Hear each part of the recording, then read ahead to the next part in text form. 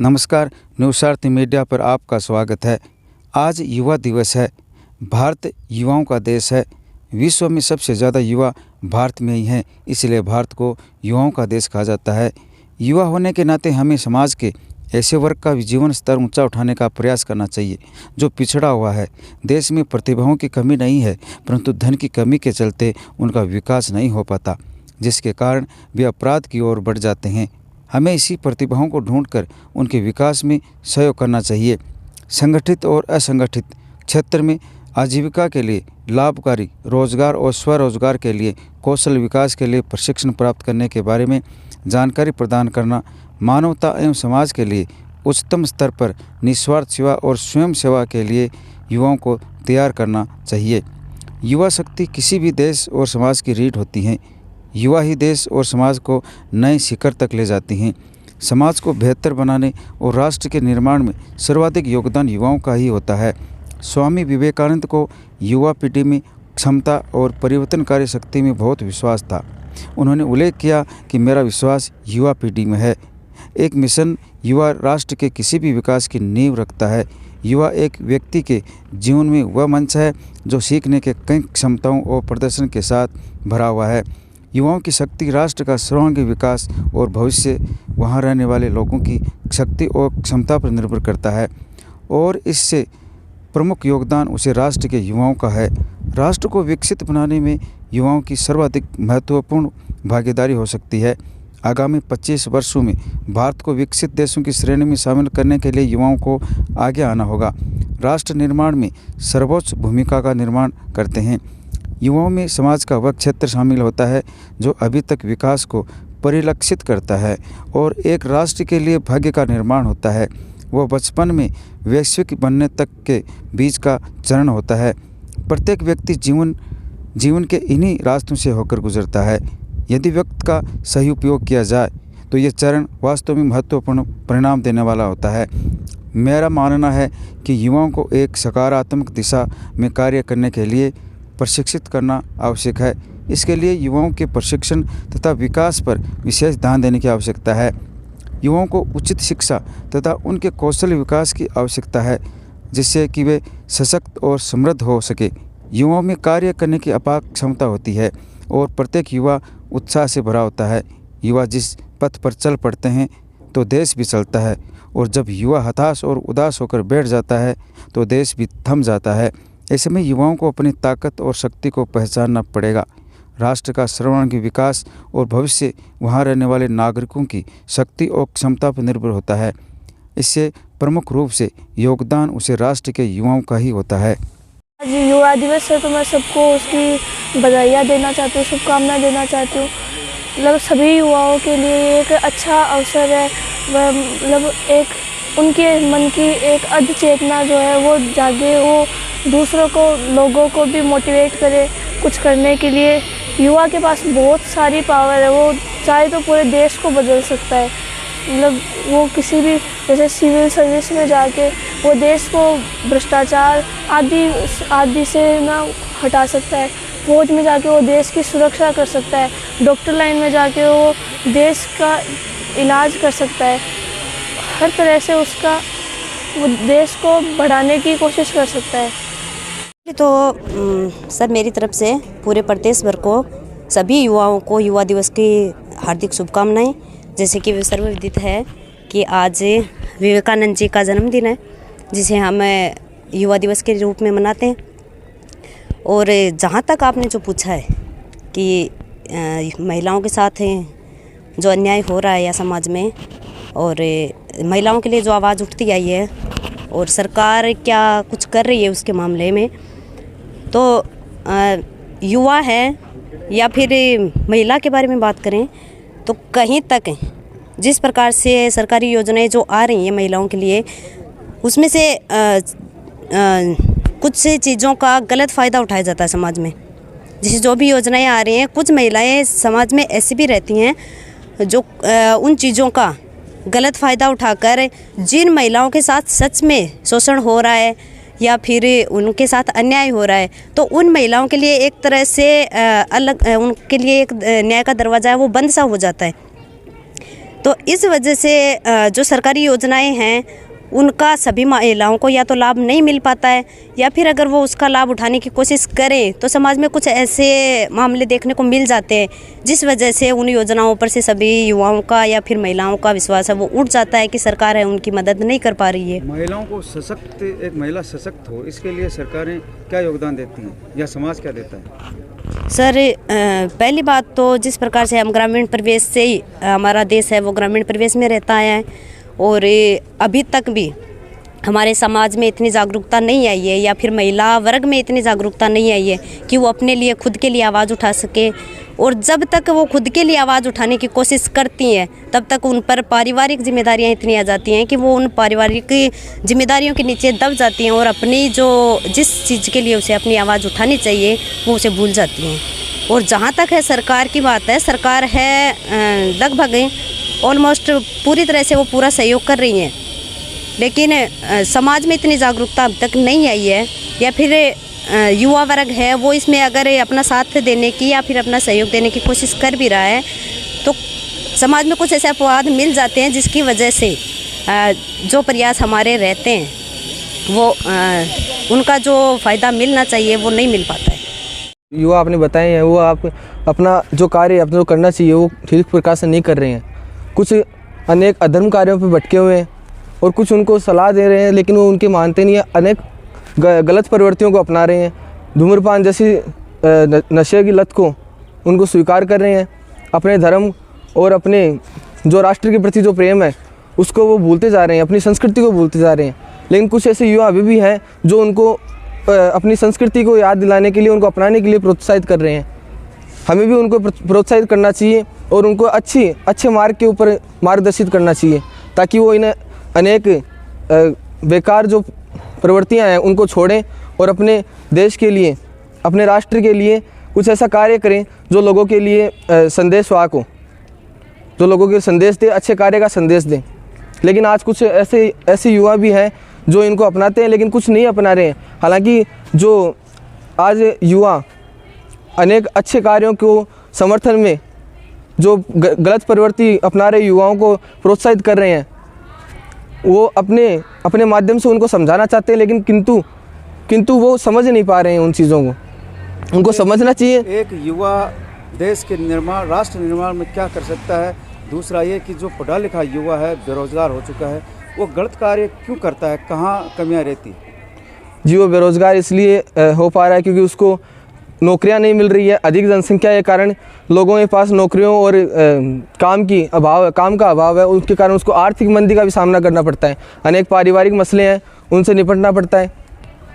वो किसी को अपने जो मन की जो बातें हैं वो रख नहीं पाता है सामने, तो वो आंदोलन के ऊपर उतर आता है। आंदोलन पे उतरने के ऊपर वो हड़ताल वगैरह करता है, गली गली मोहल्लों में जुलूस निकालता है, लेकिन उनकी बातों को सरकार द्वारा नज़रअंदाज कर दिया जाता है।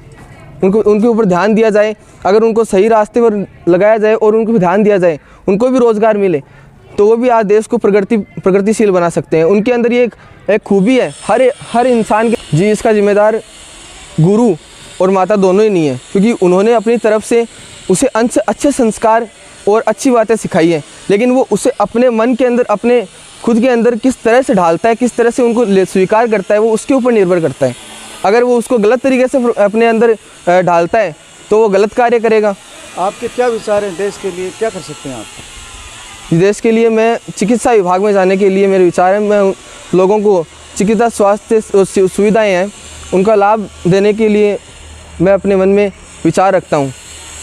युवा जब भी स्कूल को त्यागता और कॉलेज में आता तब वह अपनी लाइफ को इस प्रकार से जीने की कोशिश करता है कि कम से कम ज़्यादा से ज़्यादा उसका सहयोग समाज के प्रति हो।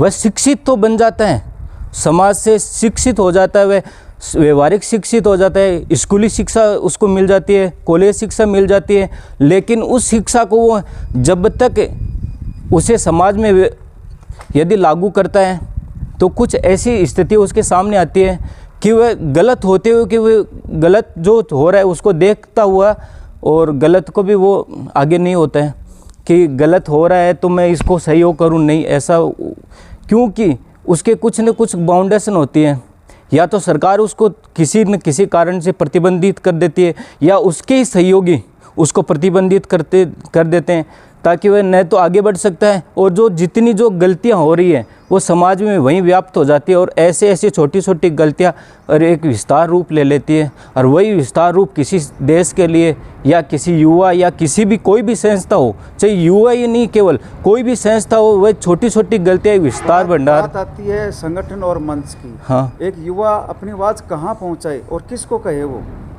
एक मंच होना चाहिए। हाँ। देश में मंच कहाँ है?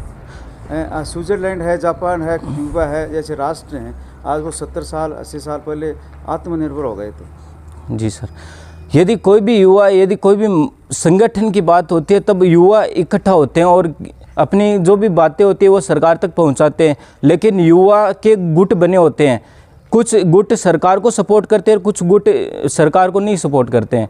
तो जो नहीं सपोर्ट करते हैं, यदि उनका गुट हो गया तो मुश्किल हो जाएगी, उनकी बात नहीं पहुंचेगी। और जिसकी सरकार है और उसके युवा समर्थक है, तो जो गलत हो रहा है उनको और प्रमोट कर देंगे। इसलिए युवा अपने रास्ते से भटक जाता है और किसी भी कारणवश वह आगे बढ़ने की कोशिश नहीं करता। यदि कोई भी देश की यदि उन्नति देखी जाए तो युवा सबसे आगे होता है, चाहे वह अमेरिका देखो, चाहे जापान देखो, वो आज भी 2050 में जी रहे, क्योंकि वहाँ की जो युवा जो मंच है वो आगे से आगे बढ़ता जा रहा है। लेकिन वर्तमान जो भारत देश है, उसके जो युवा हैं वो पीछे इस कदर जा रहे हैं, क्योंकि उनकी जो शारीरिक जो जिम्मेदारी होती है, जो उनकी स्कूली शिक्षा होती है, वो केवल और केवल कागज़ों में लिप्त हो जाती है, उससे समाज और व्यवहार में व्यक्त नहीं किया जा सकता। और यही सबसे बड़ी मुख्य कारण है। आज का युवा अपने अतीत और वर्तमान को लेकर काफ़ी सजग है एवं जागरूक है।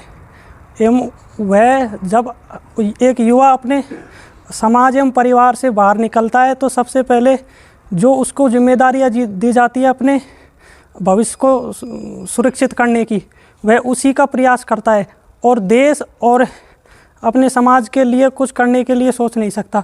और जो इन सब से ऊपर उठता है युवा, उसको हमारे देश की जो भी रेस्ट्रिक्शन हैं और उनकी सीमाएं लग जाती हैं, तो वो इस कार्य को करने के लिए काफ़ी अपने आप को जोखिम में मिलता है। अगर युवा को स्वतंत्र रूप से खुला छोड़ दिया जाए और उसको अपने आदर्शों एवं देश की धरोहर को आगे बढ़ाने के लिए प्रेरित किया जाए, तो निश्चित तौर पर आज हमारे देश की आबादी 140 करोड़ है।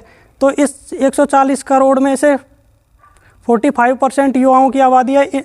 लगभग मानिए आप हर वर्ष देश में 5-7 स्वामी विवेकानंद निकलेंगे, पर शर्त यह है कि उनको पूरी स्वतंत्रता मिलनी चाहिए और उनको सुरक्षा मिलनी चाहिए कि वो जो करेंगे उनको सरकार एवं समाज एवं परिवार हमेशा बैक करेगा और उनके लिए वो मंच तैयार किया जाएगा जिससे वो अपने आप की प्रतिभा को आगे अपनी प्रतिभा को देश विदेश में पहुंचा सके।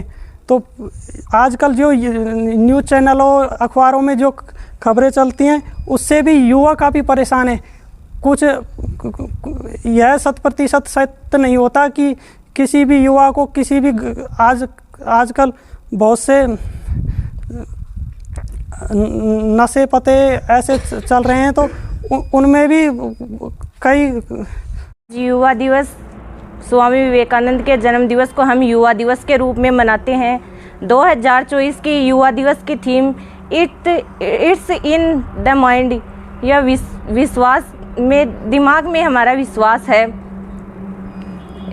युवा दिवस के बारे में हमने स्वामी विवेकानंद के जीवन परिचय देखते हैं तो उन्होंने बहुत ही कम उम्र में बहुत सारा जीवन जी लिया था। उसका जीवन काल बहुत छोटा रहा है, लेकिन उसने 39 वर्ष की आयु में अपना संपूर्ण जीवन जी लिया था। वह 1893 में शिकागो धर्म सम्मेलन में गए हुए थे, तो वह साधारण वेशभूषा, एक सन्यासी जैसा वेशभूषा पहनकर वे गए हुए थे। वहाँ शिकागो धर्म सम्मेलन में बहुत सारे देश विदेशों के लोग भी आए हुए थे।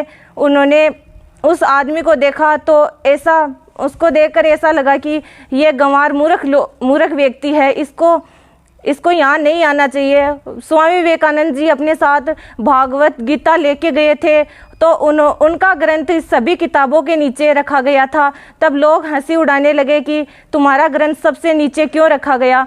और स्वामी विवेकानंद को सिर्फ 2 मिनट का मौका दिया गया बोलने को, तो स्वामी विवेकानंद ने अपने पहले शब्द ही उसने कहा, मेरे प्यारे अमेरिकन भाइयों और बहनों। इतना कहते ही पूरा पंडाल तालियों से गूंज भरा और अमेरिकी लोगों के मन में यह बात आई कि आज भी ये लोग हमारे लिए, उसके मन में हमारे लिए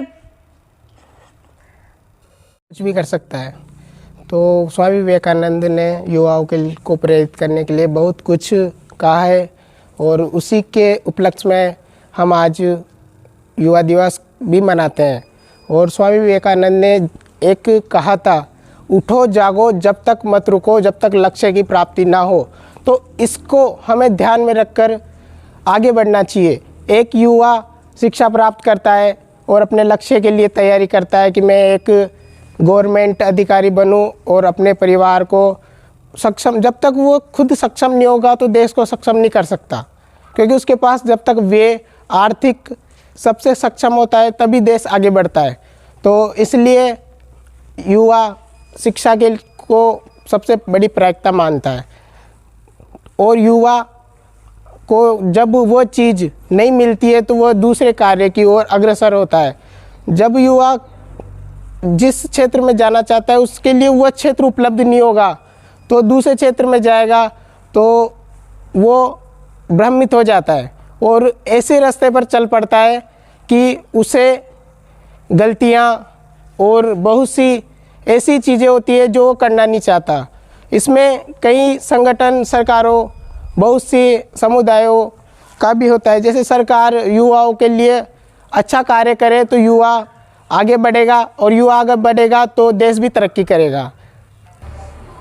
युवा शिक्षा तो प्राप्त कर लेता है लेकिन उसे वो माध्यम नहीं मिल पाता कि वो उसके प्रति लगन करे। जैसे अगर युवा कोई तैयारी करता है अच्छे से, बढ़िया परीक्षा में उत्तीर्ण होता है, लेकिन 100 में से अगर 100 तैयारी करते हैं, लगते 20 ही हैं, बचते तो 80 है ना, तो उनके लिए सरकार भी जिम्मेदार है और खुद युवा भी जिम्मेदार है, क्योंकि वो अपनी योग्यता को नहीं पहचान पाता और सरकार भी उसकी योग्यता के लिए वो शिक्षण संस्था मतलब जो प्रदान नहीं कर पाती है मूल रूप से। सभी देशवासियों को मेरी तरफ से युवा दिवस की बहुत सारी शुभकामनाएं। हमारे देश की में सबसे बड़ी कमी है कि हमारे देश में बच्चों को सांस्कृतिक शिक्षा नहीं दी जाती है। आज के युवा पाश्चात्य संस्कृति की ओर अग्रसर हो रहे हैं। वे अपने नायक किसी और को चुन रहे हैं, जबकि वे भूल गए हैं कि हमारे देश में भी बहुत से ऐसे नायक हुए हैं, जैसे स्वामी विवेकानंद, भगत सिंह, सुखदेव, राजगुरु आदि सब। हमें उनसे शिक्षा लेके राष्ट्रीयता की भावना अपने मन में जगानी चाहिए और उसी के बल पर अपने राष्ट्र को आगे ले जाने हेतु अथक प्रयास करने चाहिए। अपने परिवार से लेकर देश की प्रगति में वैसा बहुत बड़ा वो सहयोग है। एक युवा अपने घर का, अपने पूरे परिवार का ध्यान रखता है, साथ ही कोई युवा अपनी देश की प्रगति का भी ध्यान रखता है। देश की प्रगति के लिए युवा बहुत से ऐसे काम करते हैं जिससे देश को सहयोग हो। युवा पहले तो अपनी बहुत कड़ी मेहनत करके परिवार का सहयोग करता है, अपने परिवार को पालता है। वो एक युवा वो एक शिक्षित होकर, एक बढ़िया एजुकेशन पाकर, वह जॉब लगकर, सरकारी जॉब लगकर या प्राइवेट जॉब करके वो अपने देश की प्रगति में बहुत बड़ा सहयोग देता है। अरे युवा का साथ भी देती हैं और कई जगह पर यह पाया गया है कि सरकार युवा का साथ नहीं देते हैं। जैसे युवा कई काम ऐसे करते हैं जिसमें सरकार का सहयोग नहीं होता उनको, और कई कामों में युवा को सरकार का सहयोग मिल जाता है। जहाँ पर युवा को सरकार का सहयोग मिलता है वहाँ पर युवा कुछ बड़ा करके दिखाते हैं। जैसे अब युवा कोई शिक्षित है, वो फ़ौज की तैयारी कर रहा है, अब यदि उसे सरकार का थोड़ा बहुत सहयोग मिल गया, वो फ़ौज में यदि लग गया तो वह फ़ौज लगकर देश की सेवा ही करेगा, ना कि कोई अपना फ़ायदा देखेगा। आपको न्यूज़ कैसी लगी कमेंट बॉक्स में लिखकर ज़रूर बताएं। साथ ही चैनल को सब्सक्राइब और लाइक करना ना भूलें।